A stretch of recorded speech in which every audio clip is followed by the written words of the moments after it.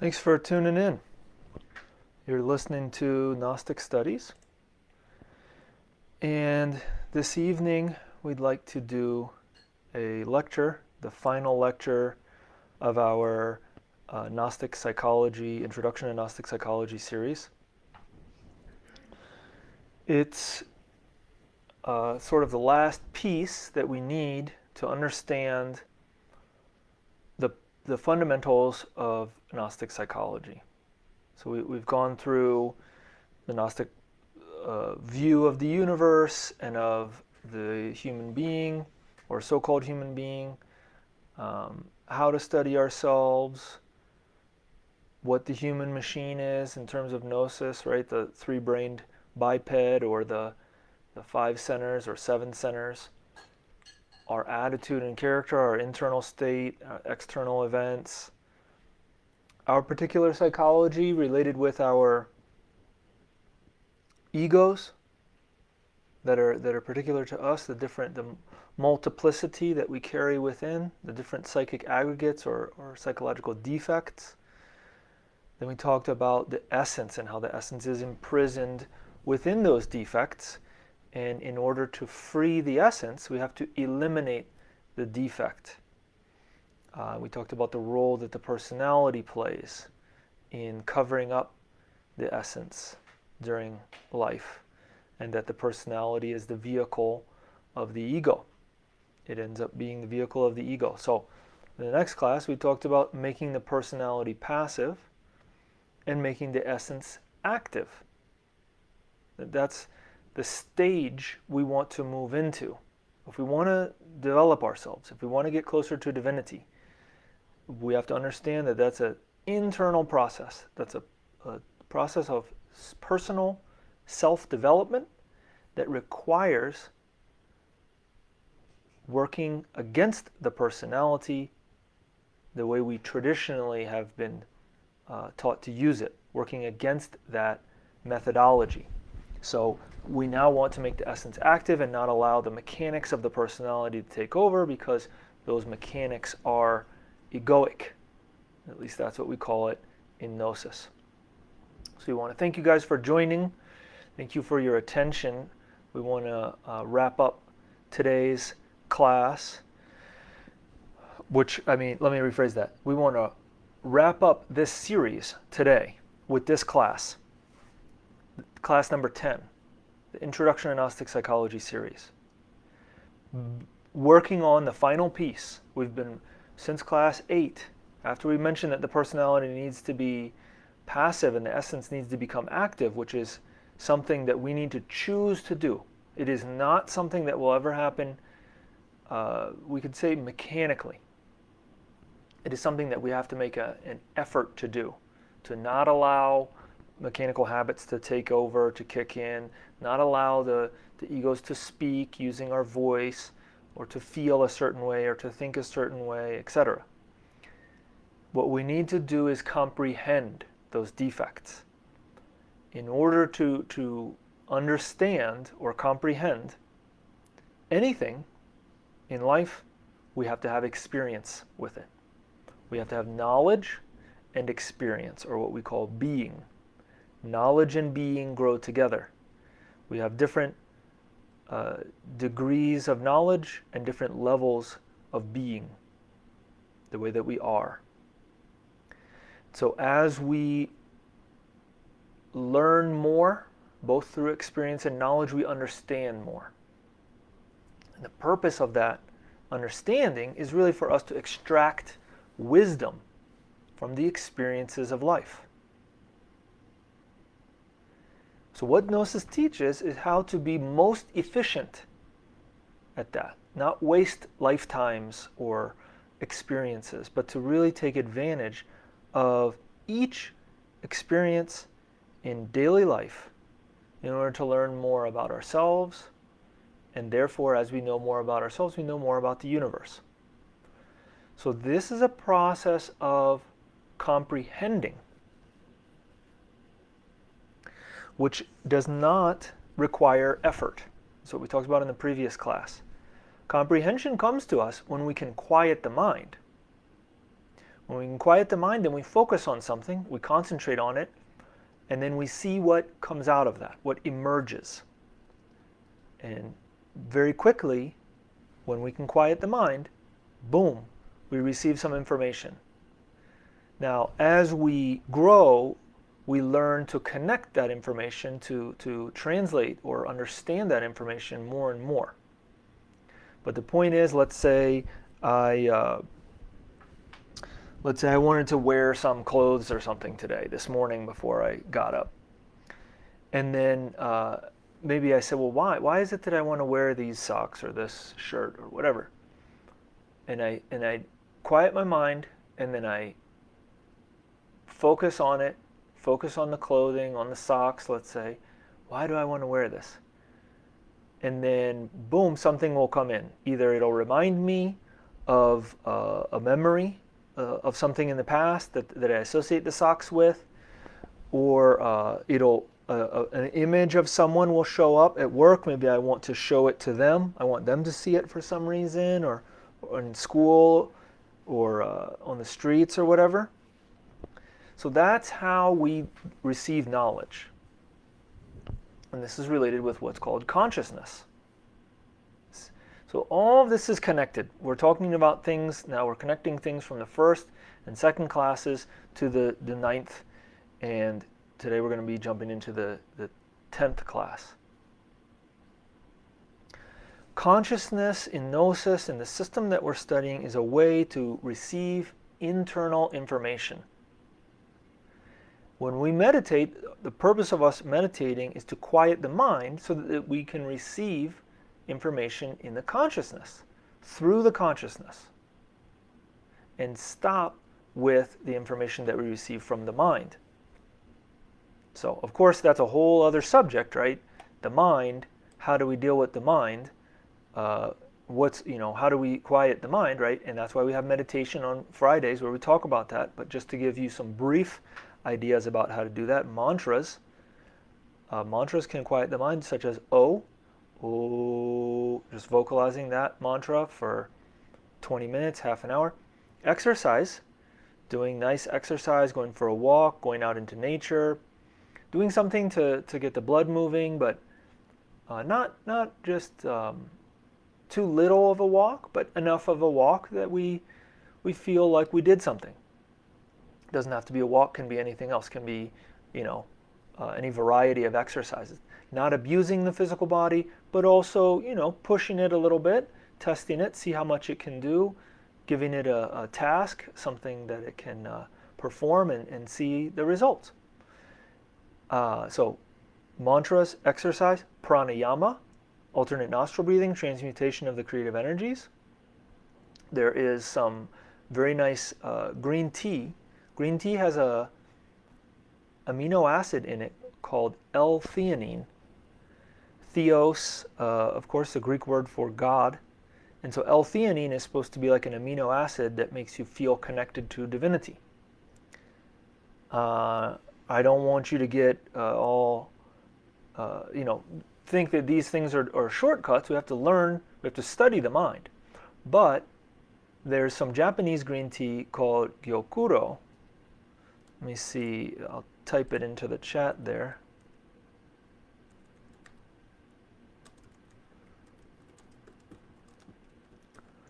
Gyokuro. And that tea has a particularly high amount of L-theanine. So sometimes we can try that too, if we're having trouble quieting the mind. Also, going out and being in nature. I said, maybe taking a walk in nature, but just being in nature, going to the mountains, and really just getting out of the routine, doing something different from what we usually do. Driving somewhere or taking public transportation somewhere, or just being in a different location can also help. In any case, that's all related with the mind. We need to learn how to quiet the mind. Those are all different techniques that can assist us in quieting the mind. Tai Chi, Qigong. But really, as we begin to meditate and we practice meditation more and more, it becomes easier and easier to quiet the mind. And so we recommend in Gnosis that we make an effort to do meditation once a day or as often as possible when we feel drowsy. So it can be before you go to bed, if you can just put a chair near your bed so that you can say, okay, before I lay down in bed, let me make a stop in this chair and sit down in the chair. Start with 5 minutes, maybe 10 minutes, whatever you can do, 2 minutes, 1 minute, and then build from there.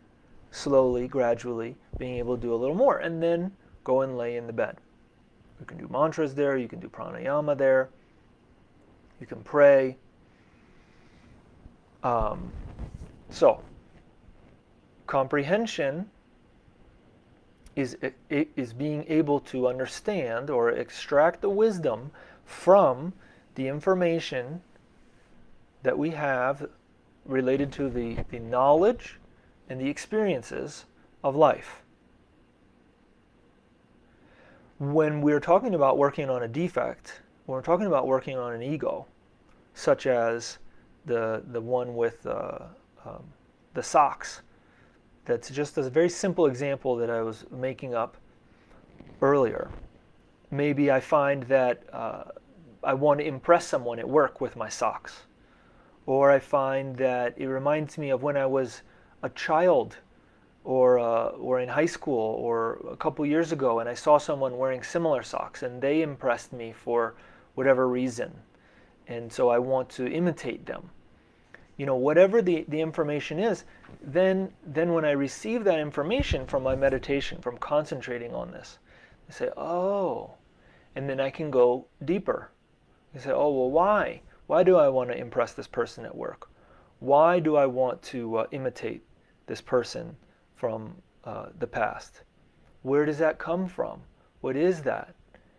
And we can just go into it.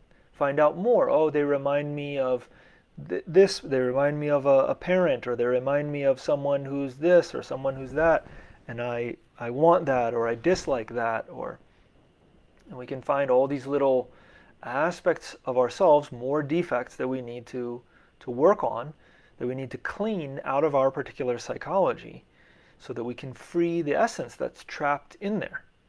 Because what we're really finding is the truth. The purpose of comprehension is to find the truth. The truth is, as an example, I don't really like these socks. I just got them to impress somebody else, or to imitate somebody else. I'm really, that's what's going on. It's not that I like these socks, and before I thought that I liked them. So all of this is particular to our psychology and to the work and the understanding of ourselves that requires that we make efforts. Because the essence will only grow if we make efforts in that direction. It doesn't grow by itself, just because of nature or so-called evolution or anything like that.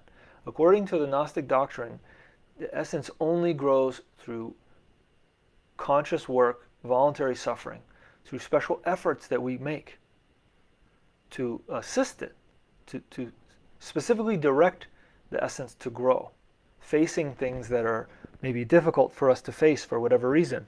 But by meditating on them, we can find out why.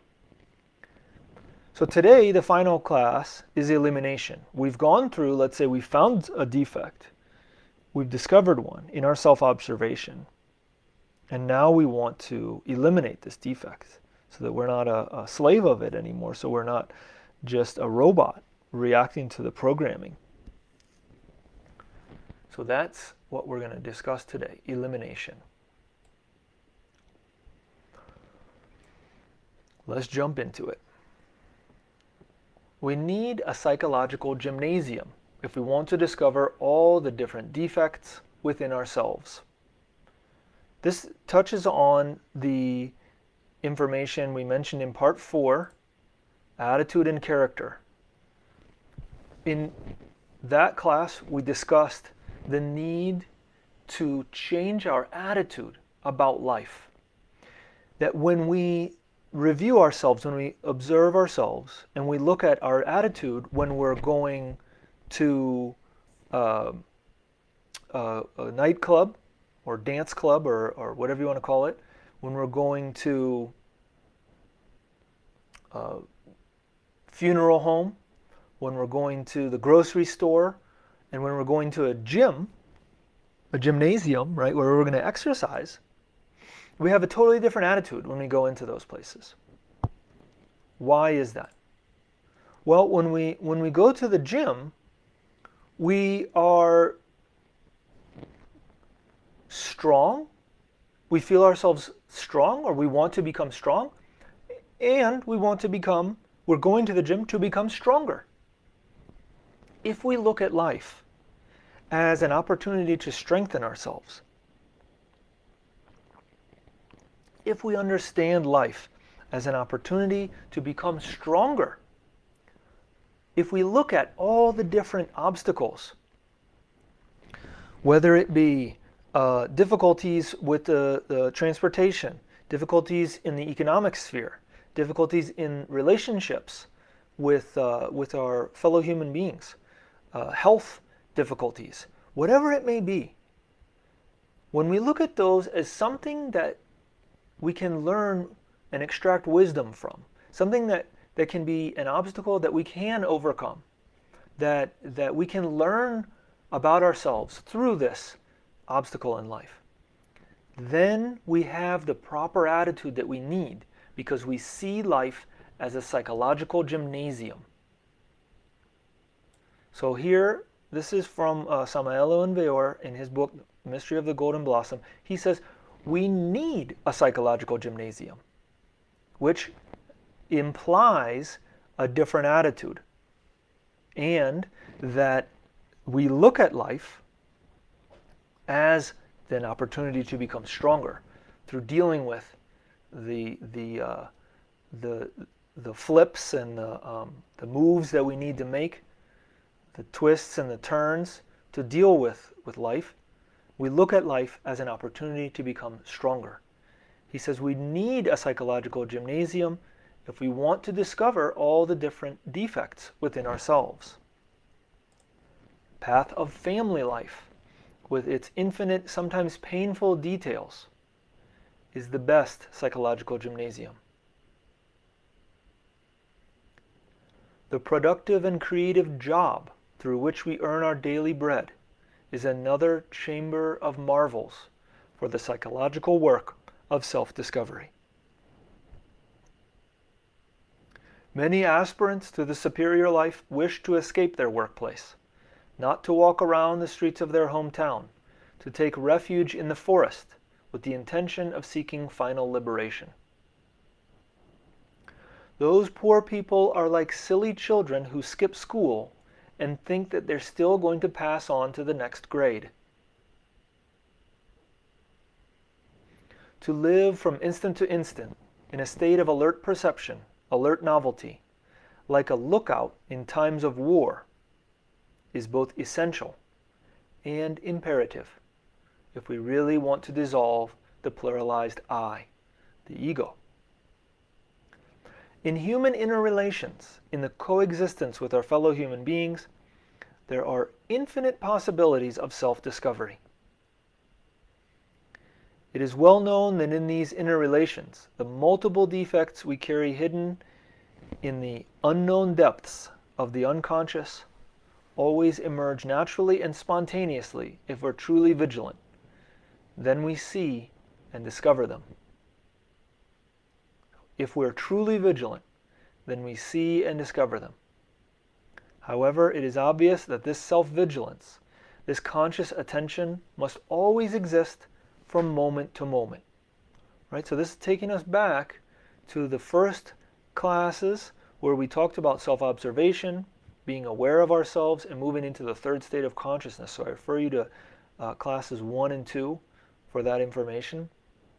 But the idea being that we don't want to see ourselves in life as much as we want to see ourselves, as much as we want to see life as a movie that we don't need to identify ourselves with. We need to be vigilant about that, about discovering the defects that we have inside. A discovered Psychological defect must be completely understood in all the levels of the mind. In-depth comprehension is impossible without the practice of meditation. Meditation is a scientific system to receive internal information.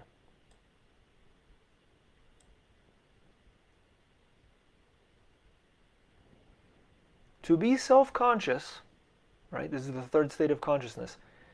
To be self-conscious is something very difficult, but it is possible. It's possible to reach this state by learning to live alert and vigilant from moment to moment. If we want to achieve self-consciousness, then we need to know ourselves integrally. Each of us has the I, the ego, the myself, which we need to explore in order to know ourselves and to become self-conscious. It is urgent to self-observe, analyze, comprehend, and eliminate each of our defects. It is necessary to study ourselves in the field of the mind, emotions, habits, instincts, and sex. Right? He's talking about the 5 centers. The mind, emotions, habits, or motor center, instincts, instinctual center, and sexual center. The mind has many subconscious levels, regions, or departments that we should know thoroughly by means of observation, analysis, in-depth meditation, and profound, intimate comprehension. Any defect can disappear. Any defect can disappear from the intellectual region and continue existing in the unconscious levels of the mind. The first thing we need is to awaken in order to comprehend our own misery, nothingness, and pain. Afterwards, through the Gnostic esoteric work, the I or ego begins to die from moment to moment. The death of the psychological I is urgent. Only by dying can the truly conscious being be born within us. Awakening, dying, and being born are the 3 psychological phases that lead us to true conscious liberation. True conscious existence. We must awaken in order to die, and we must die in order to be born. So remember, we're talking about something psychological. We're not talking about physical death. Whosoever dies without having awakened becomes a stupid saint, one who has the being developed but without knowledge. Whosoever is born without having died becomes an individual with a double personality, one that is very just and another that is very perverse. Observation, judgment, and execution are the 3 basic factors for dissolution. First, one judges. First, one observes. Second, one judges. Third, one executes. In war, spies are first observed. Secondly, they are judged. And finally, they are shot.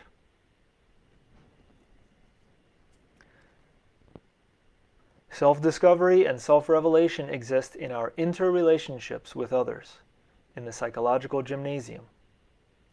So anyone who renounces living together with their fellow human beings also renounces self-discovery.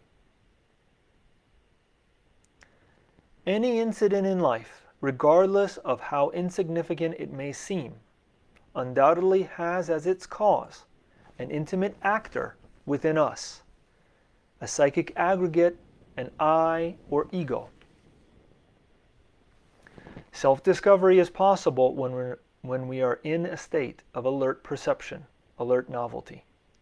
So you can see the same thing has been emphasized multiple times here, that if we're not aware of ourselves, if we're not observing ourselves, if we're not alert, then we're not going to discover these defects. So first we need to discover them, then we can analyze them, judge them, and finally we can execute them. We can eliminate them from our psyche. But if we're not alert, if we're not vigilant, if we're not looking for them, if we're not studying ourselves, then we can't even begin this process. Any I or ego discovered must be carefully observed in the three brains, right? Same as the five centers, our mind, our heart, and sexual center. We could include in that the motor and instinctive centers. Any I or ego of lust could manifest itself in the heart as love and in the mind as an ideal. Yet, as we pay attention to the sexual center, we may feel a certain unmistakable excitement. The judgment of any I or ego must be definitive. We need to sit it down in the defendant's chair and judge it mercilessly. Evasion, justification, and consideration must be eliminated if, in reality, we want to be conscious of the I or ego that we're struggling to eliminate from our psyche. It would not be possible to execute any I or ego without previously observing it and judging it.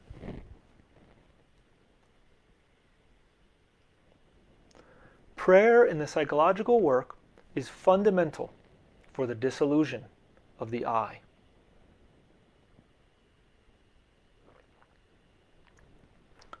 We need a power superior to the mind if we really want to disintegrate this or that I or ego, because the mind by itself can never disintegrate any I or ego.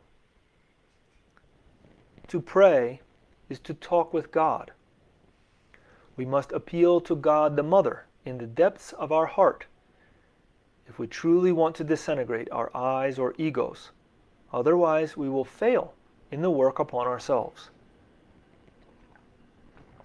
So, the system of gnosis that we're studying says that we each have our spiritual father and our spiritual mother, among many other aspects of the divinity that we carry within.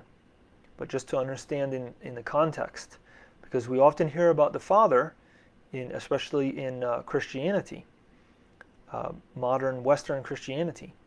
But here we're also talking about the Divine Mother. Each one of us has our own particular individual Divine Mother. All ancient civilizations adored God the Mother. The feminine principle of the Eternal One is Isis or Isis, Mary, Tonantzin, Sybil or Sibylle, Rhea, Adonia, Insoberta, etc. God the Mother, within our own intimacy, is the feminine aspect of our Father who dwells in secret. He and she are certainly the two superior parts of our inner being. Undoubtedly, he and she are our true being, which is beyond the I or ego. He unfolds into her. He commands, directs, and instructs. She eliminates the undesirable elements which we carry in our interior with the condition that we continuously work on ourselves. Thus, when we have died radically, right, he's talking about psychology, psychological death, when we have died radically, when all the undesirable elements have been eliminated, after many conscious works and voluntary sufferings, then we will fuse and integrate ourselves with our Father-Mother. Then we shall be terribly divine gods, beyond good and evil. Any of those I's that have been previously observed and judged can be reduced to cosmic dust by means of the fiery powers of our own individual particular Divine Mother. A specific formula in order to pray to our inner Divine Mother is not necessary. We must be very natural and simple when we address her. The child who addresses their mother never has special formula. The child utters what comes from their heart, and that is all.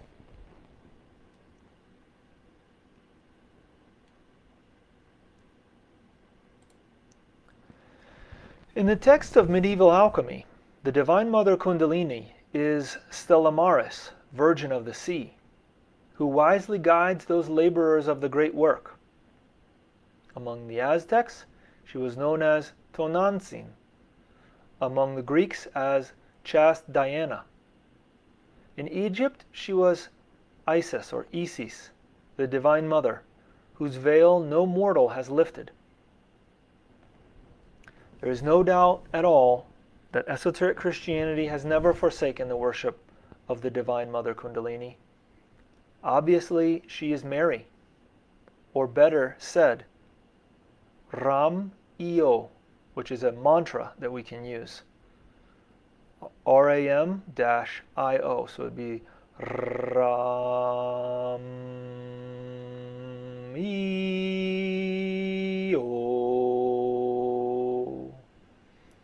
So those of you that already know how to practice mantra meditation can use that mantra. It's a name that has many of the letters that we can see when we analyze the names of the Divine Mother in different cultures.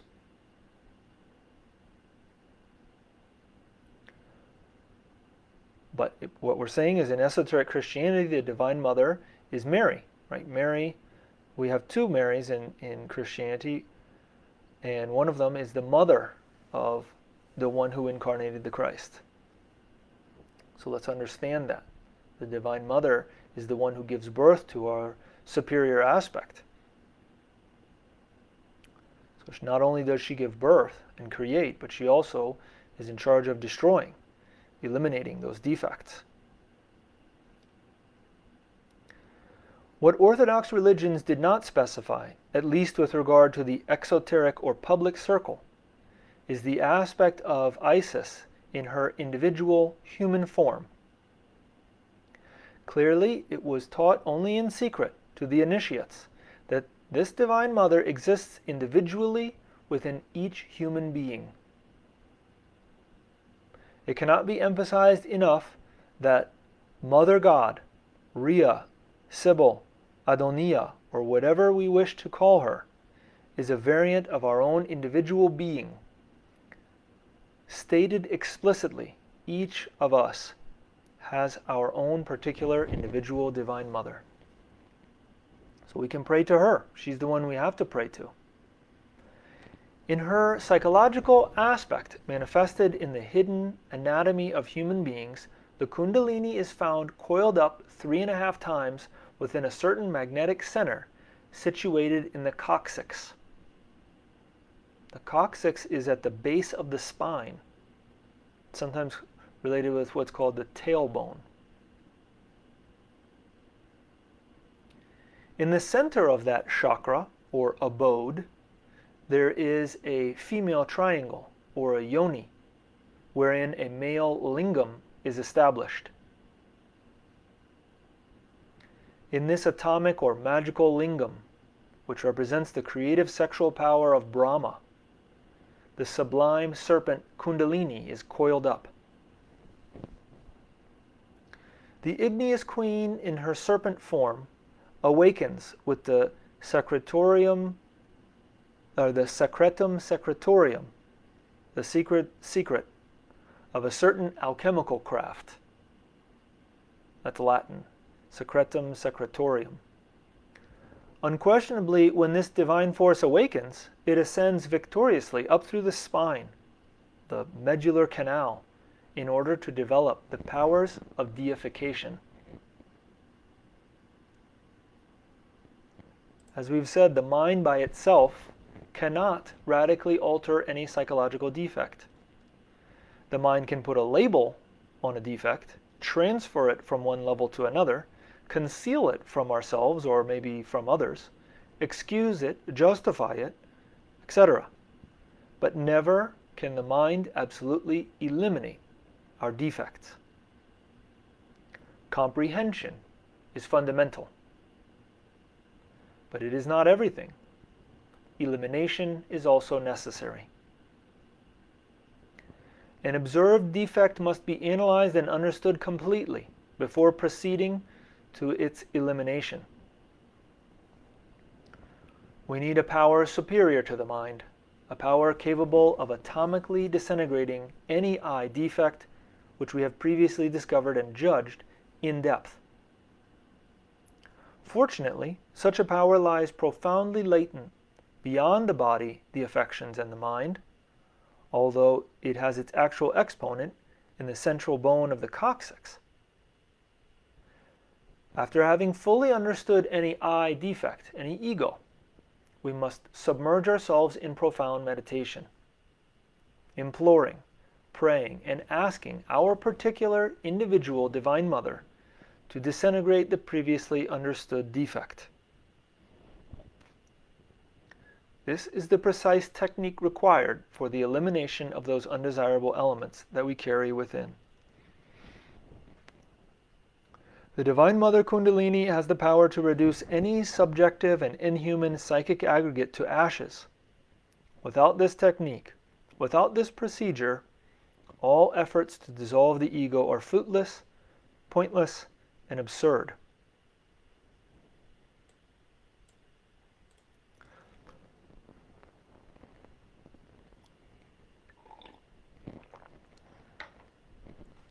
Remember that no ego or I is instantaneously dissolved.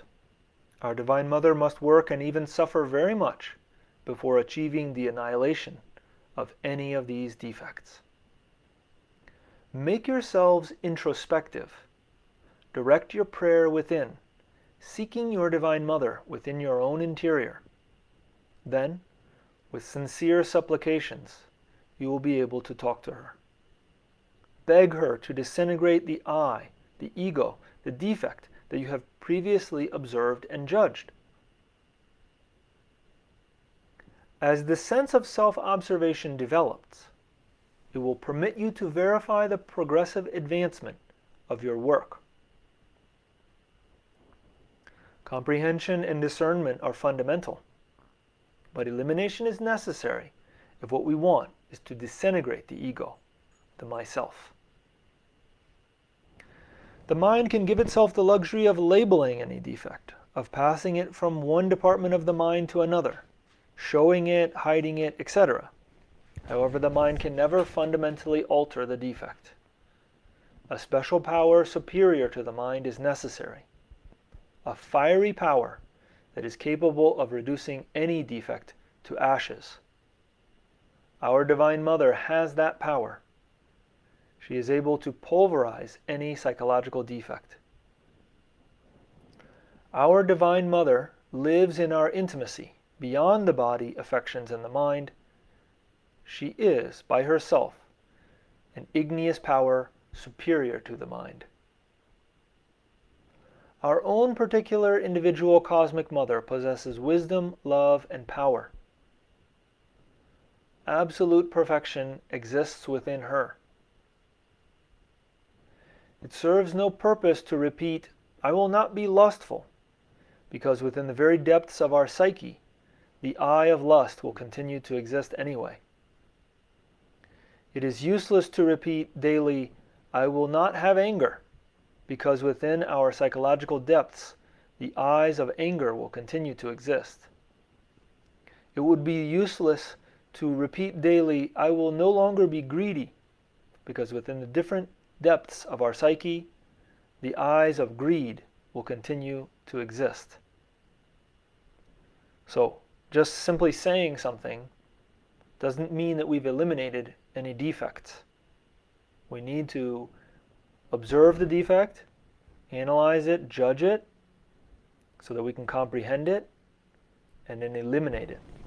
And that happens through prayer to our Divine Mother. She's the one that rules creation and destruction within us. Of course, our Father also plays a role in that. But we could say that she is the one related with our particular defects, specifically, that can assist us with their elimination.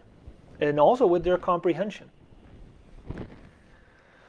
So, we want to give you another secret that Gnosis teaches related with the elimination of the defects, which is learning how to work with the Divine Mother in the Garden of Delights. We have to observe, comprehend, and eliminate the defects with the help of our Divine Mother in the Garden of Delights.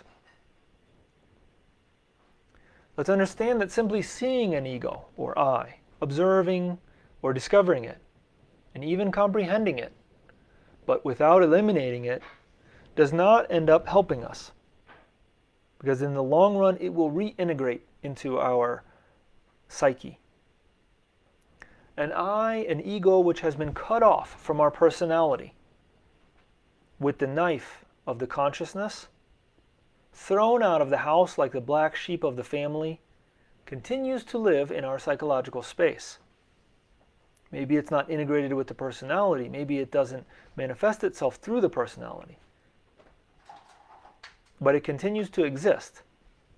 It then transforms itself into a tempting demon.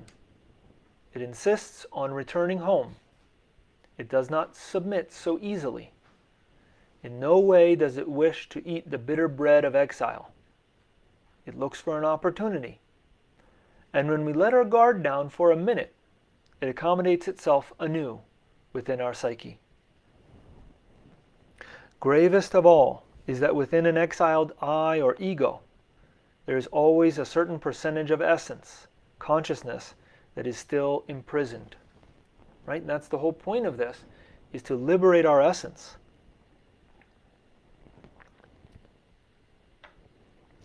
A determined percentage of consciousness is liberated when any I or ego is disintegrated.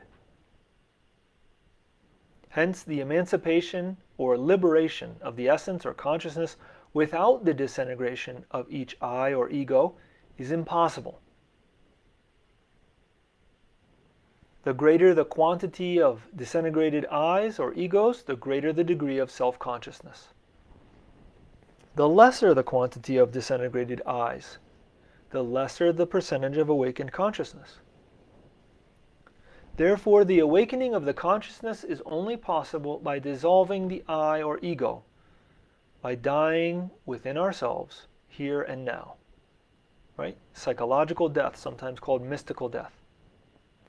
As long as the essence or consciousness continues bottled up within each one of the I that we carry within our interior, the consciousness will always be asleep, in a subconscious state. It is urgent to transform the subconsciousness into consciousness.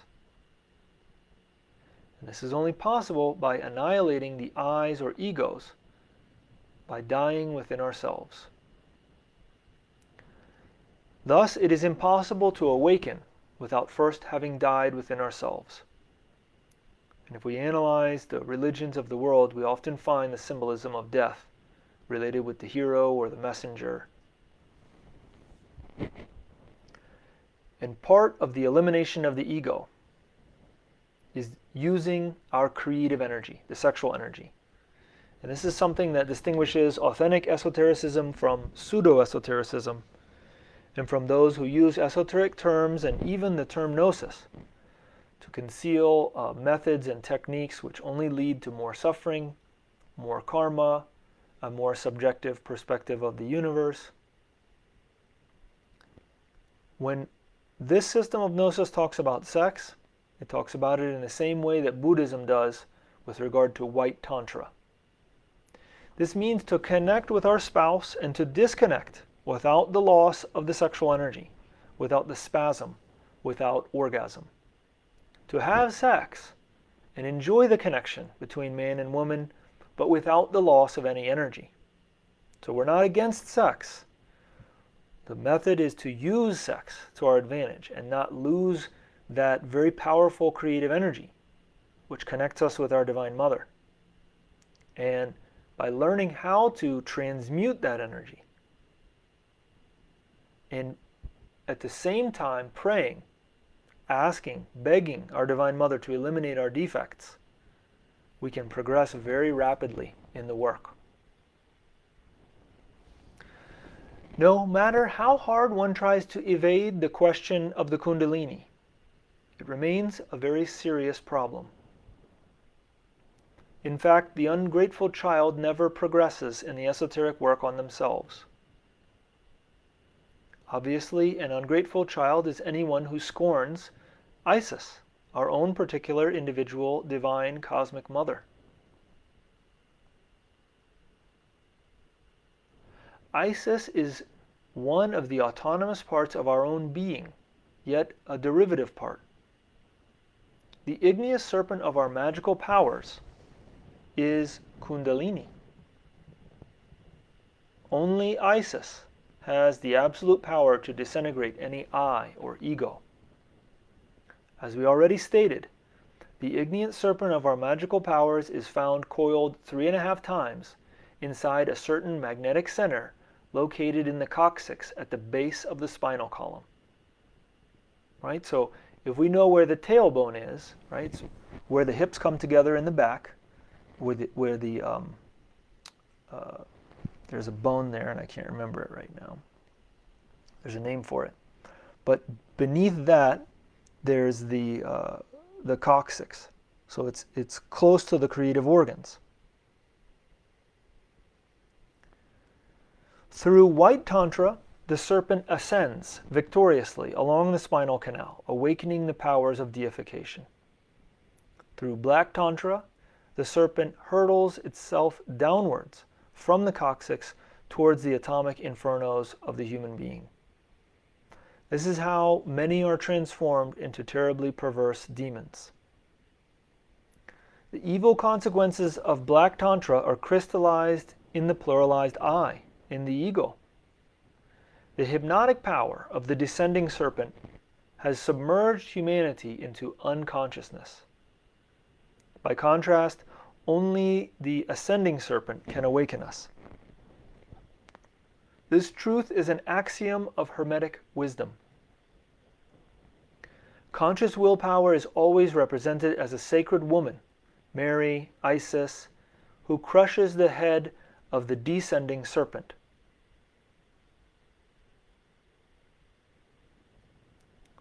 The dual flow of light, the living and astral fire of the earth, has been represented in ancient mysteries as a serpent with a bull, male goat, or a dog's head. This is the double serpent of the caduceus of Mercury and the tempting serpent of Eden.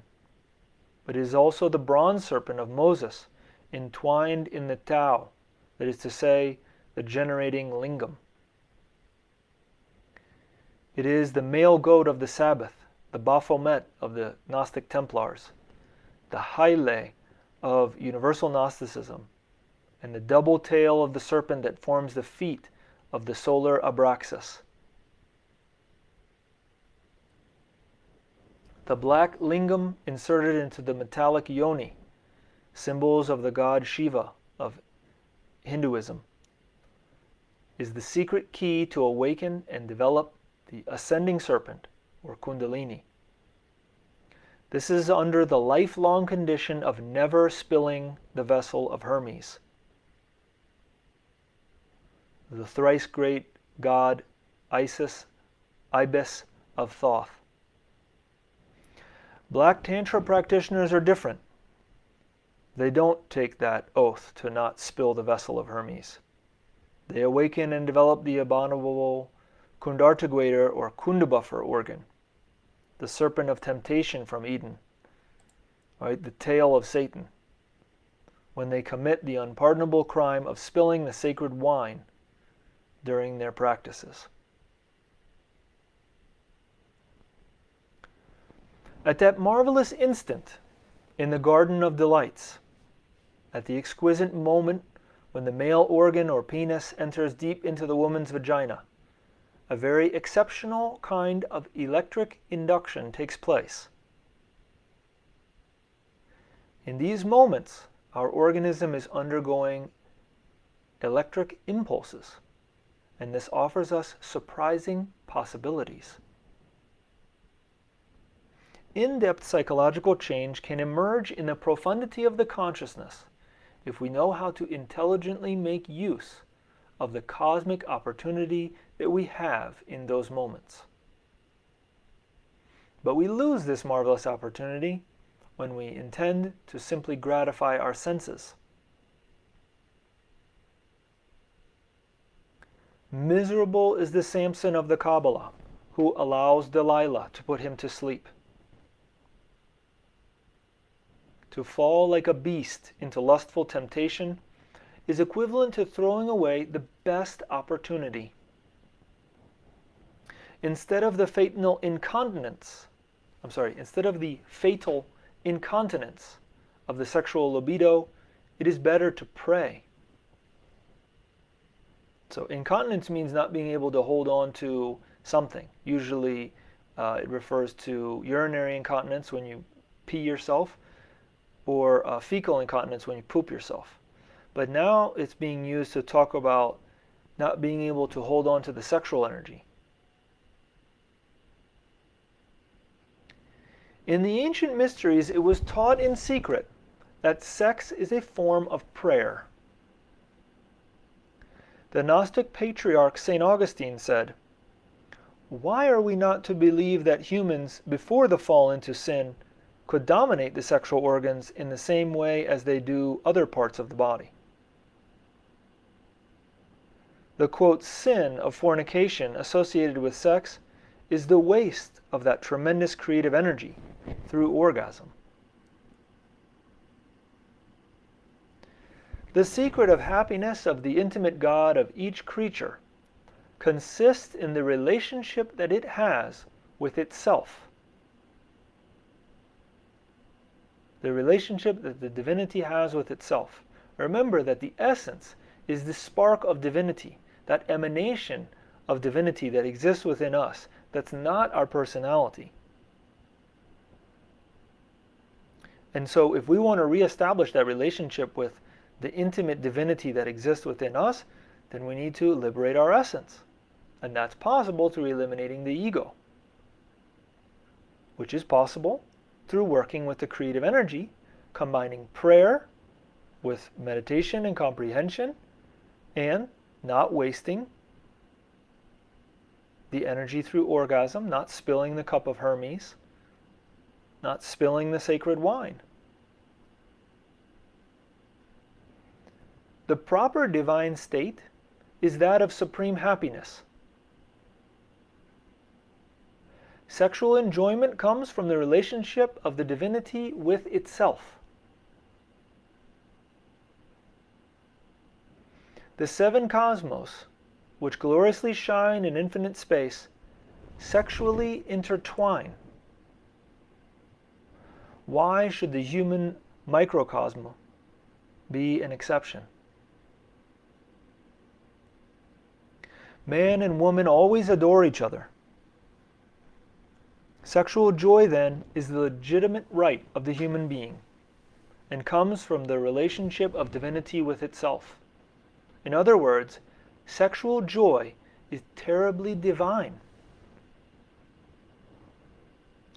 St. Albert said that the spiritual man must direct carnal intercourse towards a moral objective, and that a sexual function based only on the pleasure of the senses leads us to the most infamous of vices. If we valiantly grasp the sexual spear of love with the sincere purpose of reducing to cosmic dust in successive order each one of the various subjective elements, or I's or egos, that we carry within, then light is brought forth within us. Inside each one of the varied and argumentative,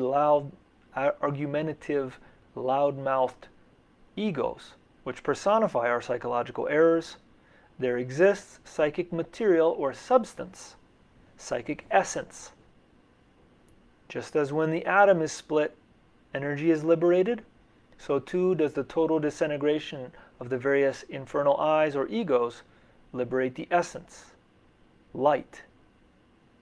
We should therefore make light, create light.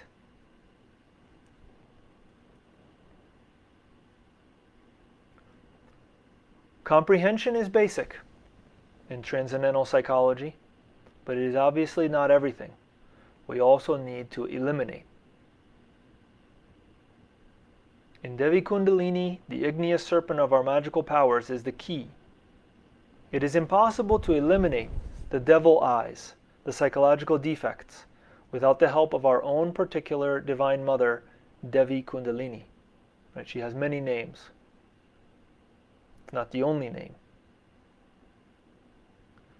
In the supreme moment of sexual surrender, at the height of sex, meditate and pray so as not to fall into temptation. In these moments of happiness, plead with all the force of your heart. Beg your Divine Mother Kundalini to eliminate the ego or the devil eye that you've discovered, comprehended in your interior. This refers to the psychological defect you have already comprehended through profound meditation. This is how we die from instant to instant. Right? Psychological death. Only with death can the new arrive.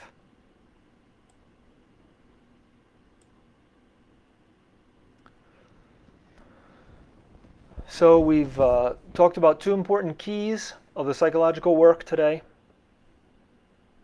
Elimination through prayer and through sexual continence. Of course, everything that we present to you should not be accepted or rejected. We should understand it.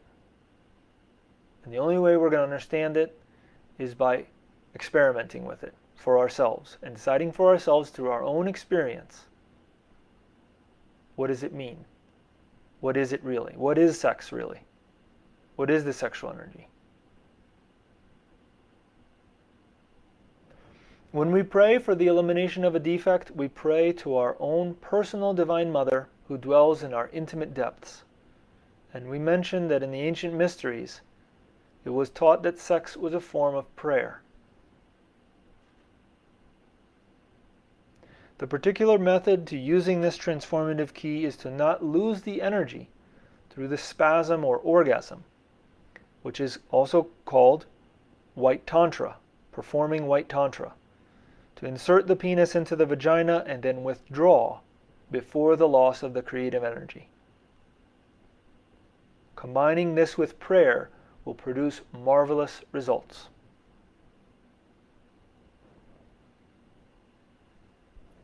So we want to open it up for questions and comments right now. If you have any, please submit them.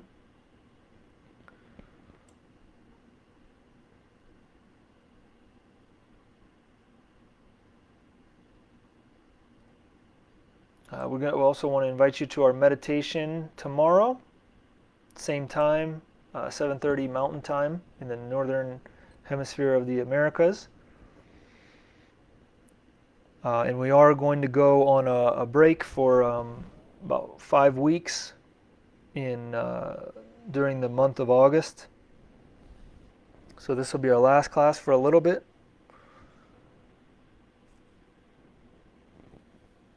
But we are going to do meditation tomorrow, or at least that's the plan at this point. Should be doable.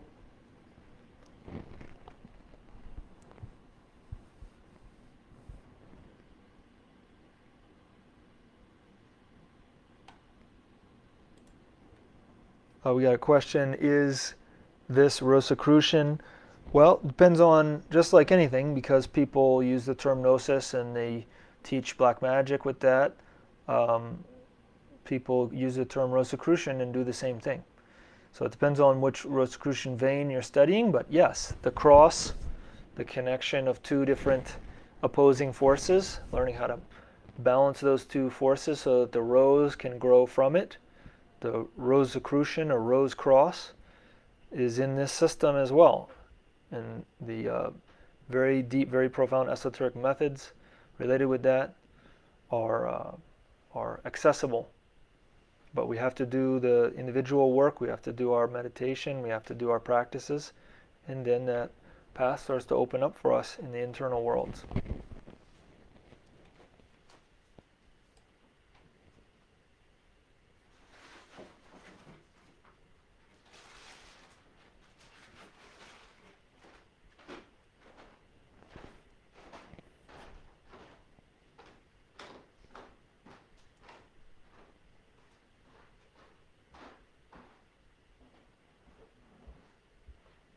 Okay, got a question. Why would the sexual fluid spill out during sleep as frequently as every 4 days? Are there any tips and tricks to avoid this besides meditation and yoga? Good question. So one of the things that happens is when we first start to work with the creative energy, or I mean first sort of subjective, right? As we begin to learn how to manage the creative energy, what we find is that certain foods that we eat affect that creative energy. So one of the things recommended is not to eat pork, because pork is an animal that is involuting, that is devolving is another way to say that. And they were a human being before, and they didn't do the esoteric work, and so now they've gone into that form, and as a result, eating that meat pulls us in that direction, with the result that it makes it very difficult to contain the energy. That being said, that there's a lot of other supplements nowadays that people take and that are suggested to us for, quote, health, and people don't seem to understand, because they're wasting their sexual energy, that really, if we just learn to not waste the sexual energy, then we can be very healthy. But we have to be balanced. So as a result, a person, we could say, who is imbalanced takes these supplements and recommends these supplements, and we know that that's everyone, the Western medical community, and they're all on that, right? So they'll all recommend those herbs, or find somebody to recommend those herbs and supplements, and take these things. They're good for you. They make you feel better, when they're really just delaying the onset of the negative consequences that are the result of wasting the creative energy. What I mean is, be careful of the supplements that you're taking. A lot of herbs are very strong, and they don't need to be taken for more than maybe 1 or 2 days. So observe the diet. What's in the diet? Is there pork? Any kind of pork. Could be just pork fat or bacon or anything like that. Could be supplements, lamb, shrimp, lobster, sardines. Those all give a lot of fire. And we have to learn how to be balanced and manage that fire before we start increasing it. So we may need to nourish yin instead of just supplementing fire. I've seen websites that suggest herbs, such as there's an herb called horny goatweed, that it was definitely popular many years ago, and I still see people taking it. That herb is extremely hot and drying, and it's very dangerous. And I'm speaking from experience. You have to be very careful with herbs, and specifically that herb is so hot and drying that it can offset your whole system, so that it's just you're just very sexually aroused all the time, very lustful in your thinking, and so it's not an herb for young people. It's not an herb for people who are balanced, and it's not an herb for people who are transmuting their energy. As long as, I mean, like I said, maybe once or twice to get back on track if something is imbalanced, but it's not something that should be taken every day. So I would look at the food, I would look at the herbs or supplements that are being taken. Could be some other kind of medication also, or something else, some other, look at the input, what's going in. The other thing that it could be is the larvas, the astral larvas. So the creative energy works to create, whether we have a child or not. And many people in this day and age are wasting their creative energy on a daily basis. Not just physically, they also waste it in their language, with their words, with their verb, in their actions, and so they're in their emotions, in their whole way of living, they're just sort of carelessly using their creative power. And this creates on them certain what we call larvas in Gnosis. They're like parasites that live off of improper use of the creative power. And so then those people are at work, those people are at school, those people are on the streets, they're in the bus, they're on the train. So we're next to those people, maybe if we just walk by, but those entities, those astral larvae, see us and they say, whoop, there's somebody with energy, let me go jump on them. So they jump on us, and then we need to clean them off. So we clean them off with Palo Santo, with copal, benzoin, camphor, juniper berry. So you get some essential oils in a diffuser. You can put some in there and diffuse at night when you're meditating or before you go to bed or as soon as you get home. Could be a person, a roommate or another person, if you're living with them, that they're doing that they're wasting their energy, and so it's sort of creating an environment that makes it more difficult, that sort of encourages that. So there's lots of different factors, but the number one thing that can assist us is to do our transmutation exercises, the pranayama, the hamsa and lamaseria exercises, as well as the runes, to do the esoteric exercises, the Gnostic exercises that assist us in transmuting that energy, to start the momentum in the other direction. Because what happens is we're used to wasting the energy so much. Now we're trying to teach the body and say, no, you're not going to do this, you're going to do it differently. And it's a process of learning how to do things differently in our mind, not thinking about sex when we see a member of the opposite sex all the time, not imagining that, not what they call fantasizing, not allowing our souls to go there, because what that does is it uses the creative energy. And so it's a there's multiple ways to it, a multi-pronged approach. There's multiple ways to look at this, of how to deal with it. But I would start with the diet and the supplements and look there. Then cleaning ourselves is extremely helpful with the incense every day. The same with doing pranayama, doing the alternate nostril breathing every day. It's really, really effective, really, really powerful. Because what happens if we don't transmute that energy, if we don't bring the energy from the sexual organs up the spine into the brain, then it just sits there and it eventually converts into energy for the ego. The ego steals it and uses it. So we need to transmute that energy on a daily basis. If we don't have a spouse, if we don't have the opportunity to do the practice with them, to do the couples practice, then we have to do the singles practice. We have to do our alternate nostril breathing, pranayama, hamsa, and the other exercises that we mentioned. Vocalization and runes are body postures with vocalization. So hopefully that helped. Feel free to shoot us an email. We can help analyze the diet or look at supplements and talk about maybe something else that can help balance. There are also herbs in Chinese medicine that can help hold the energy in, but we have to learn to do that properly. We can't always be taking herbs to do that.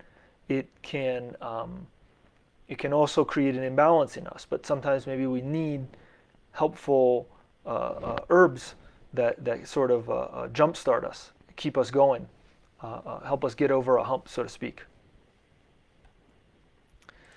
Excellent. All right. Well, if you guys don't have any more questions, then we want to recommend that you read this question and answer session here if you have questions about connecting with the Divine Mother specifically.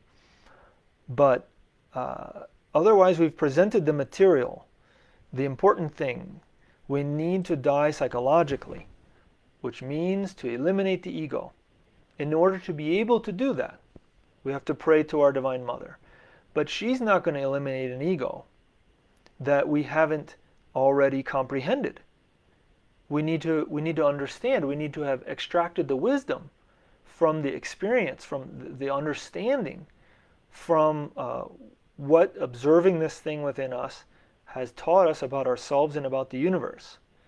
And so we have to observe ourselves, discover a defect, and then analyze it, which comes through meditation.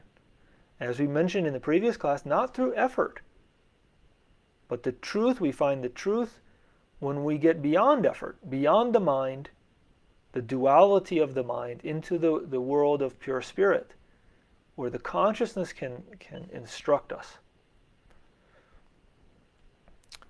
So thank you guys again for your attention, for your participation. That is, whether you wrote a comment or not. By that we simply mean participating in listening.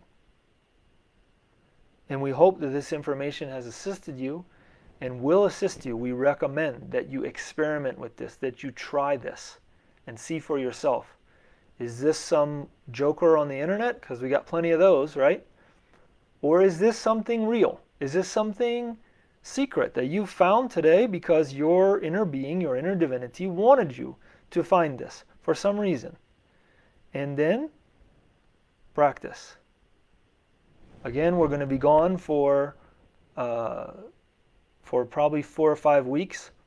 There'll be a little pause on the online presentations. We recommend you review the older material that we have recorded there, the previous lives, and review the material we have on the website. Send us emails if you have any questions. We'll see if we can get back to them. But in the meantime, we wish you the best in your esoteric work.